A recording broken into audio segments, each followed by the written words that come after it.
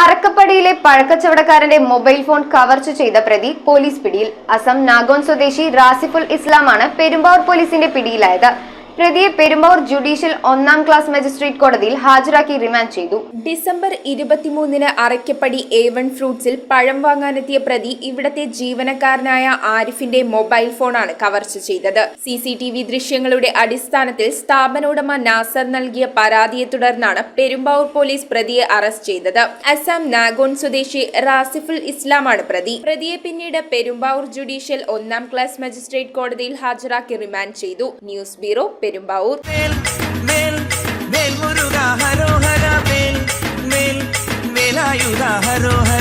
മധ്യ കേരളത്തിലെ അത്യപൂർവ ബാലസുബ്രഹ്മണ്യ സ്വാമി ക്ഷേത്രമായ പെരുമ്പാവൂർ രായമംഗലം കൂട്ടുമഠം ശ്രീ ബാലസുബ്രഹ്മണ്യ സ്വാമി ക്ഷേത്രത്തിൽ തിരുവാതിര തൈപ്പൂയ മഹോത്സവം 2024 ജനുവരി 19 മുതൽ 26 വരെ. ജനുവരി 26-ന് രാവിലെ 4 മണി മുതൽ ഉച്ചയ്ക്ക് 12 വരെ അഭിഷേകം.